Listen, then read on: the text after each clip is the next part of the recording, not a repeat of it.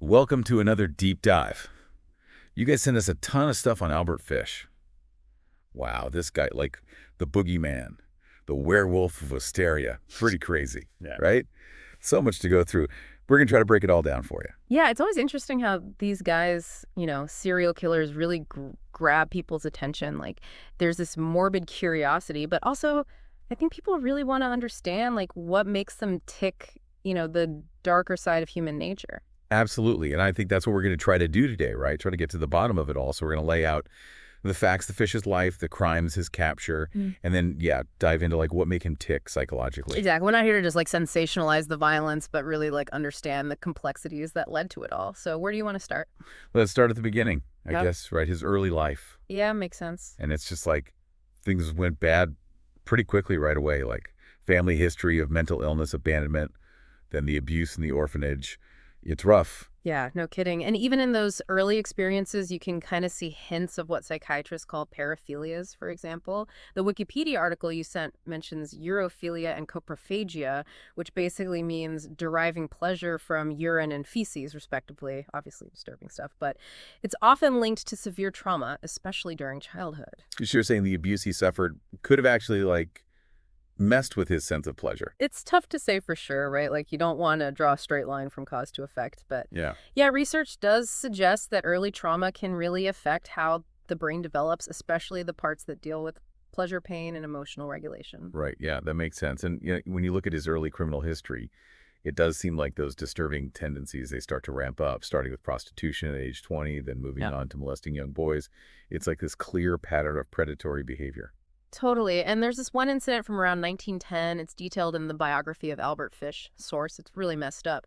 Fish lures this 19-year-old guy, Thomas Bedden, to a farmhouse and tortures him for weeks.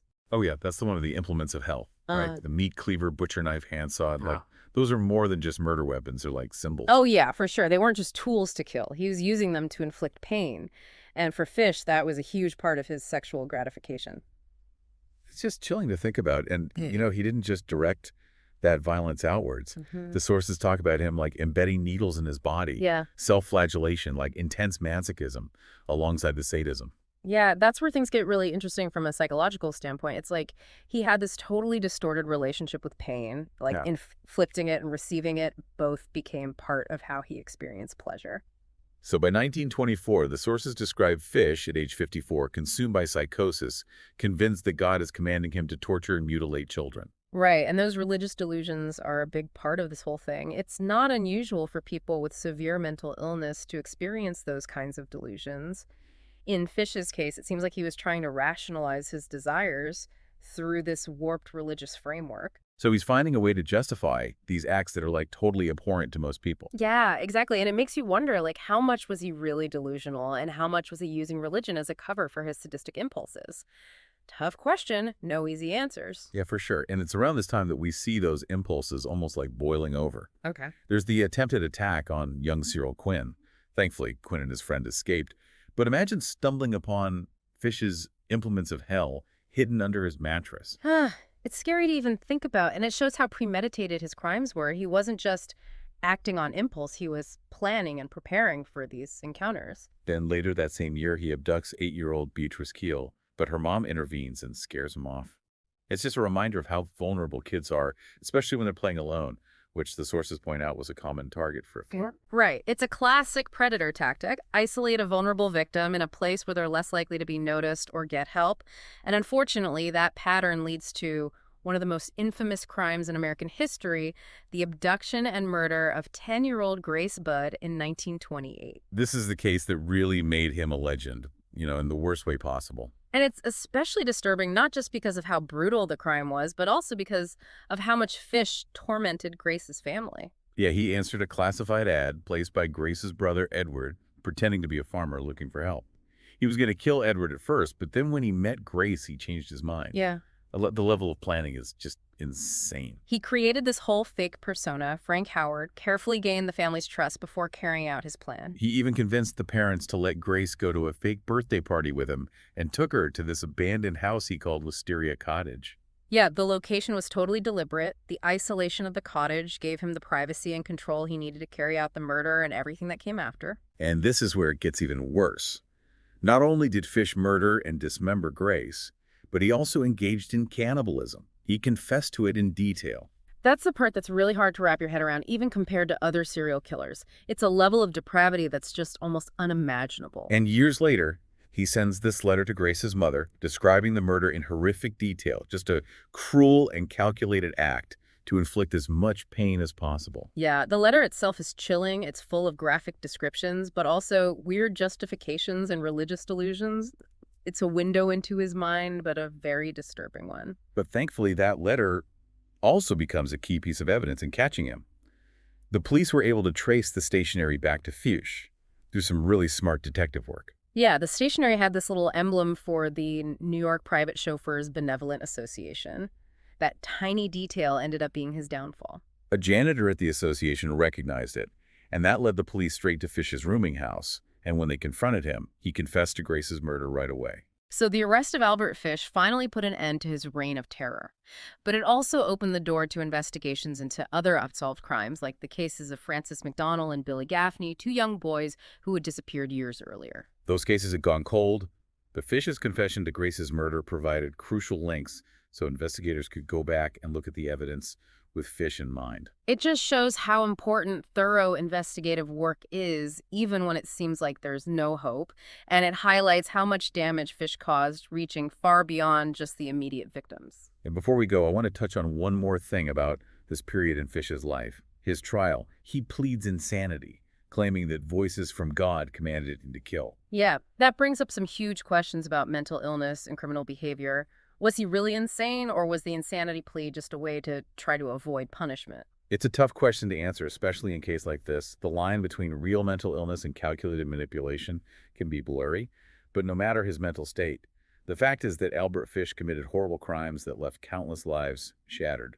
Absolutely, and it's that impact, that legacy of pain and terror that we need to grapple with as we continue our deep dive into the mind of Albert Fish. Stay tuned for part 2, where we'll explore those additional cases and try to understand the lasting impact of Fish's crimes on how society views evil. So we're back digging deeper into the life and crimes of Albert Fish. And before the break, we were talking about how his arrest ended up opening up investigations into other missing kids cases, specifically Francis McDonnell and Billy Gaffney. Right, those cases had gone cold for years, but when Fish confessed to Grace Budd's murder, investigators had some new leads to work with, and they could go back and look at the evidence with Fish in mind. So let's start with 9-year-old Francis McDonnell. He was found hanged and mutilated in 1924. The sources mentioned the witnesses had seen Fish in the area around that time, and his description matched the gray man that some folks had reported seeing with the boy. It's interesting, Fish denied having anything to do with McDonnell's disappearance at first, but then later on he confessed to the murder, and he even said that he had planned to castrate the boy. God, there's just another horrifying detail that adds to this picture we're getting of Fish's mind. And then there's 4-year-old Billy Gaffney. He vanished in 1927. Witnesses said they saw Gaffney on a trolley with a man who looked like Fish. And then in a letter to his attorney, which is one of the sources you sent, Fish gives this incredibly detailed account of how he abducted, tortured, murdered, and cannibalized little Billy Gaffney. It's a really tough confession to read, just filled with depraved acts and disturbing justifications. Yeah, for sure. These confessions, along with all the evidence they collected, there was no doubt in anyone's mind that Albert Fish was a serial killer, the worst kind, preying on the most vulnerable people imaginable, inflicting unbelievable pain and suffering on them and their families. His trial for the murder of Grace Budd started in 1935. Fish pleaded insanity, saying that voices from God told him to kill. And this brings up a huge question about criminal responsibility and mental illness in the justice system. Was he truly insane, or was the insanity plea a calculated strategy to avoid punishment? All right, the psychiatrist testified at the trial, detailing all his fetishes, sadism, masochism, cannibalism, everything. They basically described him as a psychiatric phenomenon. Someone so warped and twisted that he couldn't tell right from wrong. The defense argued that his religious delusions were so ingrained, and his obsession with sin and atonement were driving forces behind his actions. They even had his 17-year-old stepdaughter testify. And she described disturbing games with sadomasochistic and pedophilic overtones that Fish had taught her and her siblings. Which just shows how his messed up behavior extended beyond his crimes, affecting even his own family in really disturbing ways. And despite the defense's arguments, the jury found Fish sane and guilty. He was sentenced to death by electrocution. The trial of Albert Fish is still a landmark case in legal history. It raises so many complex and uncomfortable questions about how we define insanity, how we figure out who's responsible for their actions, and how we balance justice with mental illness. Fish got to Sing Sing prison in March 1935, and less than a year later, he was executed in the electric chair. It was a grim ending to an awful story, but one that, even though it's so horrific, does offer some insight into the dark side of human behavior. His reported last words were, "I don't even know why I'm here." Such a chilling statement. No remorse, no understanding of what he did. And there were even rumors that his execution took longer because of the needles he had embedded in his body, just adding to the macabre fascination with him. Wow, even though those rumors have been debunked, they just show how Albert Fish is still seen as this ultimate figure of horror and depravity. His name still brings up fear and disgust. For sure, even now, Albert Fish is one of the most notorious serial killers in American history. His crimes have been written about in countless books, documentaries, films, everyone trying to make sense of the senseless. So let's shift gears a bit and look at what the sources have to say about his psychological profile. Putting the sensationalism aside, what can we actually learn from all this? Well, the Wikipedia article you sent lists a bunch of diagnoses and fetishes attributed to Fish, which can be a bit much, but some key themes do pop out when you look closely. Like, what are the most important things you see? One of the biggest is the connection between childhood trauma and violent tendencies. Obviously, it's not a guarantee. Trauma doesn't automatically equal violence. But in Fish's case, the horrible abuse he suffered probably played a big part in shaping who he became. Yeah, it's so complex. There's no simple answer. But it does seem like, in his case, the trauma he experienced really had a huge impact on his development. Exactly. And we can't forget about genetics. The biography of Albert Fish talks about his family history of mental illness. His mother had hallucinations, an uncle with mania, a brother institutionalized. That's a lot of genetic predisposition right there. It's a combination of genetic vulnerability and extreme environmental trauma, this perfect storm. Right. And that creates a foundation of psychological instability, which can manifest in so many ways. And in Fish's case, it seems like it led to these dark and disturbing behaviors. And then there's the sexual element of his crimes. Mm. The sources are very clear about his sadism, masochism, and pedophilia. Those are all really disturbing parts of his personality, but they're also essential to understanding why he did what he did. His violence wasn't random. It was tied to his sexual desires and his need for power and control. The biography of Albert Fish mentions how he would write these obscene letters to women he found through personal ads. Apparently, they were so graphic they were never released publicly, but they were used as evidence in his trial. That shows a deep compulsion to shock and break boundaries. And when you mix those desires with his predatory urges toward children, the consequences were horrific. And another thing the sources talk about a lot is Fish's religious delusions. He truly believed God was telling him to kill, even seeing it as a form of atonement. That's where it gets even more complicated. Was he actually delusional, or was it a way to justify his actions to himself, some kind of twisted rationalization for his crimes?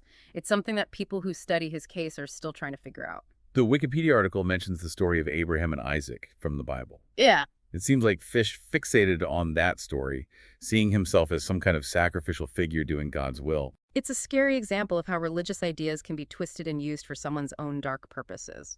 So after all this, after reading these sources and trying to understand Albert Fish, what can we make of it all? Can we really say we get what made him tick? I think we have to admit that some questions might never have clear answers. We can look at the facts, analyze his psychology, but in the end, there's a mystery at the heart of human evil that we may never fully grasp. That's a heavy thought, but it seems like these sources have given us a much deeper, even though disturbing understanding of this complex and disturbing case. Absolutely, and I think gaining that understanding is really important, not to excuse his actions, but to learn from them. Maybe by studying these extreme cases, by seeing the warning signs, we can try to prevent future tragedies. That's a glimmer of hope in this dark story. We can support vulnerable kids, address mental health issues before they get worse, and work towards a society where tragedies like this are less likely to happen. You got it. Even in the darkest parts of humanity, there are lessons to be learned, lessons that can help us move towards a more compassionate and just world. All right, so we're back for the final part of our deep dive into Albert Fish. Man, this has been a heavy one, going through all the details of his life and the horrible things he did. But as we wrap up, I wanted to touch on something you said earlier about Fish's legacy. Yeah, it's kind of wild how even all these years after his death, this guy still captures people's imaginations. He's become like this almost mythical figure in the true crime world. Yeah, the Boogeyman, The Werewolf of Wisteria. I mean, those nicknames alone tell you a lot about the kind of fear he represents. Right, and all the sources you sent, they talk about how his case is still being explored in documentaries, books, even movies.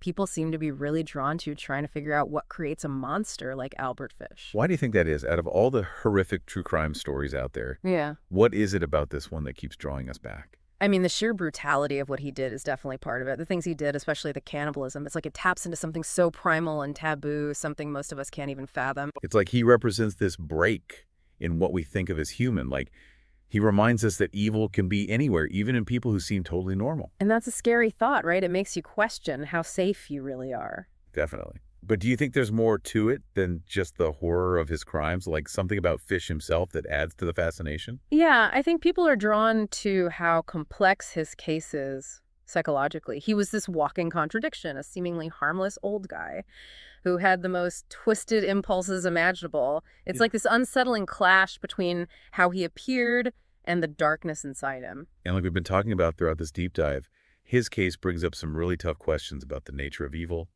the role of mental illness, and how we as a society deal with these extreme cases. Absolutely. And while it's important to never forget the victims and what they went through, I think studying these cases, even the ones that are really hard to stomach, can teach us something about being human. Yeah, like recognizing warning signs, Mm. helping those who are vulnerable, and working towards a society that really values mental health and well-being. Exactly. We can't change the horrible things that Albert Fish did, but maybe we can use his case as a way to make positive changes, as a reminder to be vigilant, compassionate, and understanding. That's a good note to end on. So, for our listeners who joined us on this journey into the dark world of Albert Fish, what's the main thing you want them to take away from this? I think it's crucial to remember that trying to understand someone like Fish doesn't mean we condone what he did.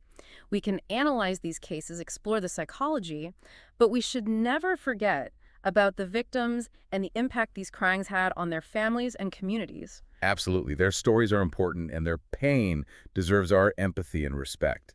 You said it, and maybe by looking into the darkest parts of humanity, we can figure out ways to stop these kinds of things from happening again. Well said. Thanks for helping us navigate all of this. It's been a truly insightful deep dive. My pleasure. And for anyone listening who wants to learn more about this case, check out the resources in the show notes. The Crime Library has a lot of info, and there are some great documentaries out there, too. The quest for understanding never ends right. And even though it can be tough, it's a journey worth taking. Until next time, stay curious and stay informed.